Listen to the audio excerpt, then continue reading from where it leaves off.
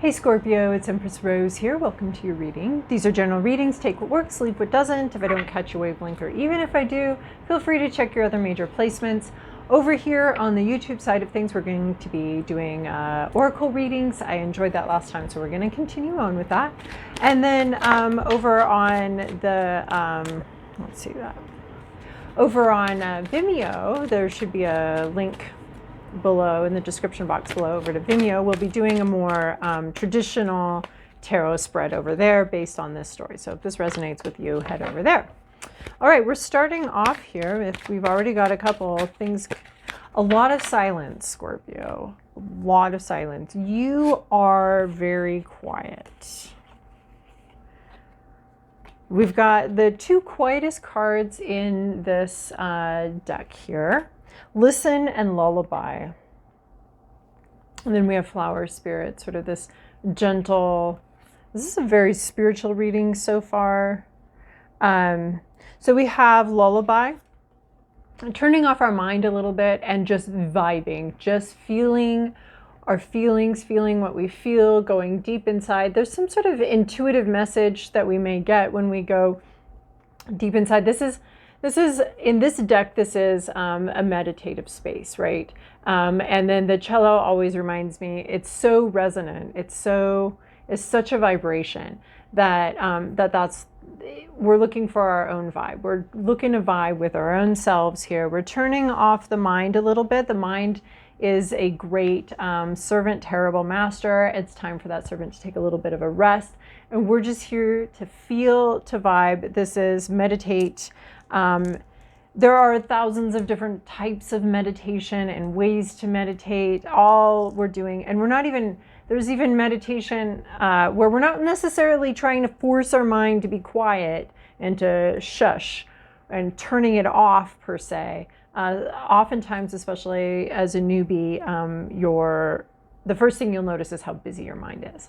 And that's not wrong. The mind is designed to be that way. But just understanding that there's a part of you that's outside of the busyness that's going on up here and connecting with that part that can observe the busyness but not necessarily be sucked into it. So some people say, I can't meditate, my mind's too busy. Well, that's sort of, then you're doing it right if you're noticing how busy your mind is. That's definitely what happens at first. And then, there are other things you can do other ways. So this is meditation and getting in touch with your own vibe. Yep. And then we have listen, also about some silence here. And this is talking about how we're meditating and getting in touch with our own vibe. We're listening to our own self. We're also listening to what's being said, what's not being said. And this is to me, this is sort of a burial with the purpose of resurrection here. This is almost a bit of a death card here of this like quietness. And I love this. I love these two cards coming in here around winter solstice, which is just a time, could have been, possibly once was, a time of darkness, of settling in. It just reminds me of winter. And we're going to be emerging again into reality, into the seen world, into the visible, into the physical. But this is all just creating some really good roots with ourself. Creating, and there's a sense of burial, a sense of silence, a sense of that seed growing in the darkness, a sense of growth, for the purpose of eventually emerging into reality, but this sense of growth down here. So it's called Listen, and I really think we're listening to our own lullaby. We're listening to our own sweet soul, to our own self. If this was part of something else, I'd be saying, be listening for what's being said, what's not being said. But this is just like listening to the silence. Several songs coming to mind about the silence. Simon and Garfunkel, The Cure, and just like enjoying silence and enjoying a period of calm, a period of quietness, and using that to rejuvenate, to refuel yourself, right? That rest. It's also reminding me of sort of the nap ministry, who's on a break right now from social media, but she's, that rest is foundational. That rest is, you can't have you know, we wake up in the morning, but we wake up from rest, you know, we're well rested, we're ready to go. So it's just that time for you to rest. There will be reemergence. Life won't let you stay there forever. But this is time for rest, which seems, you know, our culture has created such a habit of busyness and clutter, like, no, my house clutter here, my Christmas clutter, and also like the busyness, the clutter, and part of that is to sort of, I think, distract ourselves from the darkness, from the silence that comes in this time of year, keep us moving, keep us going, keep us up, bright, holiday.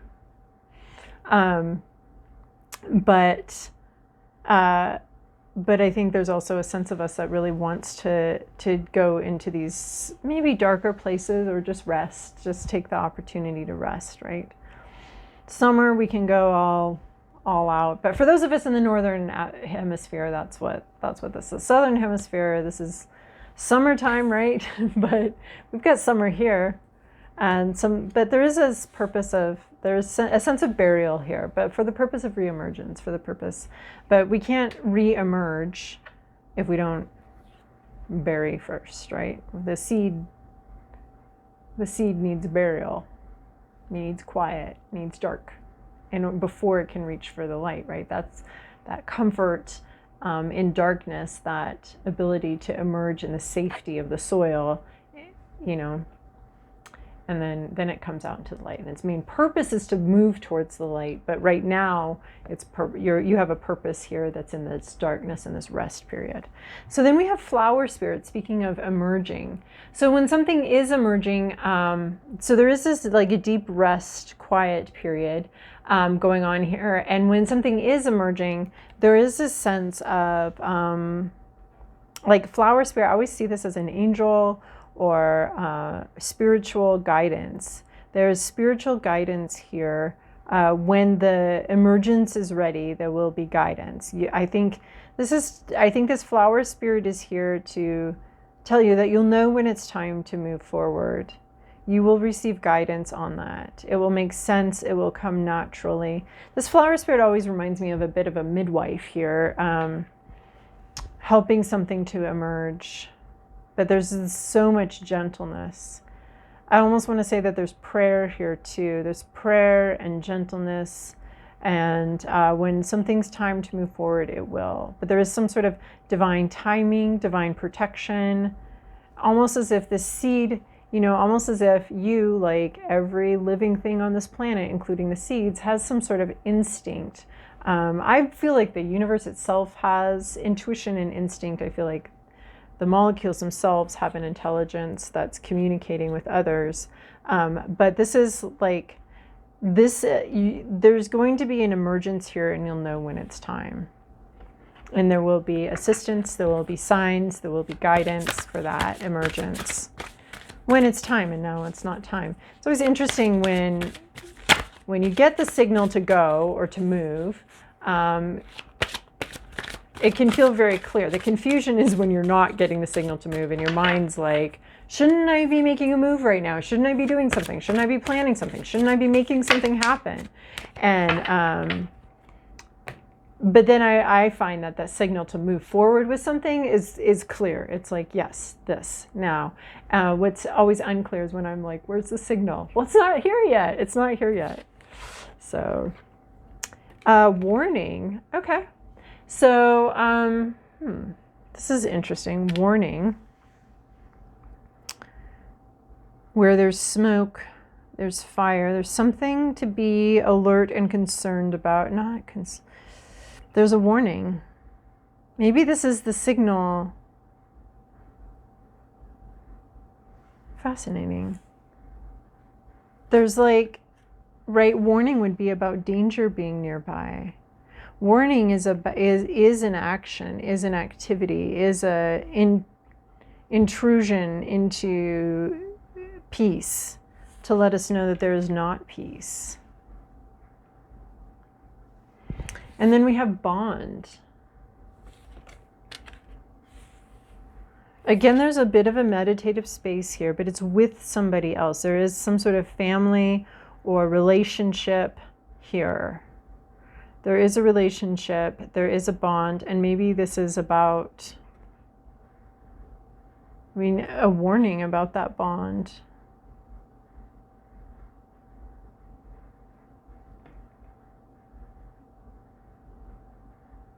There's something underlying it that's not safe.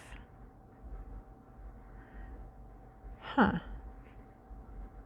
I always want to be like positive and like, but this is really clear. There's a warning about some sort of bond that you have, maybe a family relationship, maybe something like that, where maybe you're contemplating something and when it's time to speak up, maybe you're just getting in touch with your own intuition. Some sort of bond, maybe some sort of relationship, maybe experiencing some difficulties right now. This warning is here to let you know. You know, it's the canary in the coal mine. There's something here. And maybe that's why you need to be quiet and silent so that you can feel that. I don't want to create any like anxiety for anyone that... So this would be something that you know about. This isn't new. Okay, these guys just really just have the one thing they want to say. Really, just the one thing. Oh, sorry. No. Okay. I taunted this deck and now it's like, fine. You don't like the one card? We'll give you 12. No, we'll give you 20. Okay. Full moon in Cancer, a personal issue reaches resolution. Okay. There's a like resolution to me is like where so something's resolved, something's clear. This relationship, there may have been warning signs about this relationship, and there's something that is going to become clear, right? Because right now we just see the smoke. The warning is about the smoke, and it looks like a personal issue reaches resolution. And when it's time for this thing to emerge, or for this understanding and this clarity to emerge, I think you'll be ready for it, and I think it'll be very gentle.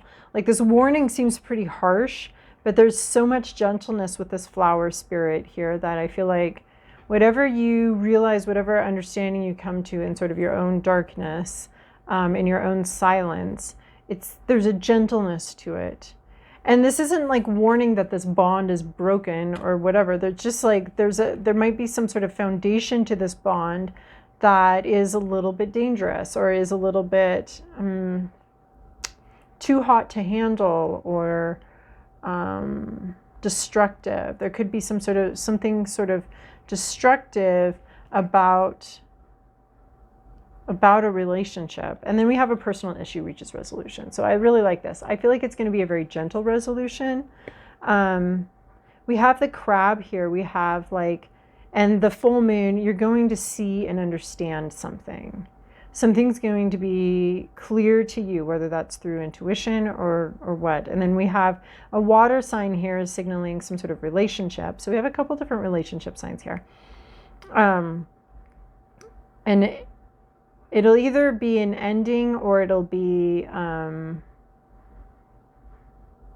like you may just be being very cautious about a bond, very worried, very cautious about a bond, about some sort kind of relationship, and there's resolution coming in. So that's what we know. There's some sort of resolution, or some sort of clarity, or conclusion, or a very gentle sort of ending to something.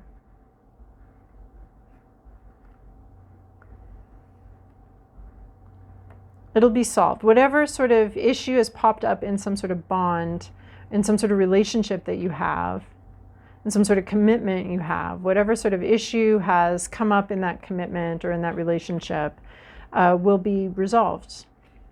So we can look forward to that. Some kind of clarity here.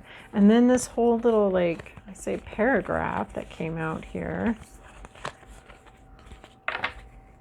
Okay, this is good. Luck is on your side. New moon in Sagittarius. So this means like heading into something, there's some sort of unknown ahead of you.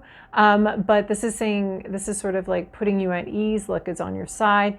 Even if something doesn't feel very lucky, I also feel like with this new moon in Sagittarius, that something's going to be very direct and there will be quick resolution. There may be something that comes up very quickly, a fire that comes up very quickly in a relationship that's also very quickly put out.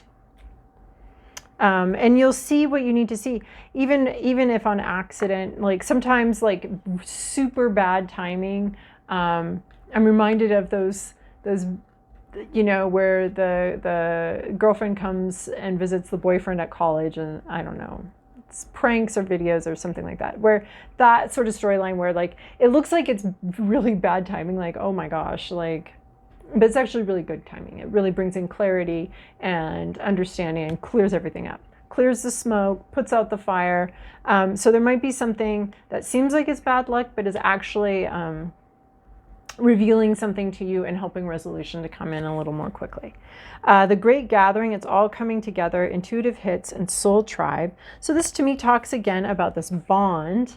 We're also talking about these intuitive hits, intuitions and understandings that we might get from meditation, but this bond. So there's a soul tribe here. There's people that you're bonded with and that you feel close to. Confidence is your key to success. So approaching a situation, especially an unknown situation, with confidence that you can resolve this issue. I feel like there's someone that you're bonded with. I don't think that this bond is broken. I think this bond is just experiencing a foundational issue, or this relationship is experiencing some kind of issue. I think we're seeing resolution. It's going to be for your highest good, for your best benefit, even if it's like doesn't feel great. But be confident that you can resolve this problem, this issue. I love this. New moon in Cancer, you and your loved ones are safe. I was hoping to see that with this one. But so we have the new moon and the full moon in your fellow water sign Cancer here. So you and your loved ones are safe. So there's warning signals, there's smoke, there's something that needs to be addressed and be solved, but there's not danger here. The bond isn't in danger. It just needs some sort of work and resolution. So and maybe it needs a timeout. Maybe this is what this is talking about, this timeout where you can go gather yourself, you can do your own personal growth and growing, and you'll know when it's time to emerge. But I think we're talking about confidence that whatever is like causing this smoke, causing this alarm bells to go off, you can resolve that. It's not necessarily a safety issue, but you can resolve it, and you have to feel confident that you can resolve that this issue can be resolved. But this isn't this with this soul tribe card here in this bond. This is about a relationship or a community that you have a commitment to already. So you're not going to be bailing on this commitment with the first issue, right? This isn't like a really tentative new thing. This is something established, and it could be a family issue, but people are safe. There's going to be resolution. Make sure you can resolve this. You can do this. You can put out this fire. Mirror. I like seeing this one here. You may not like seeing this one here.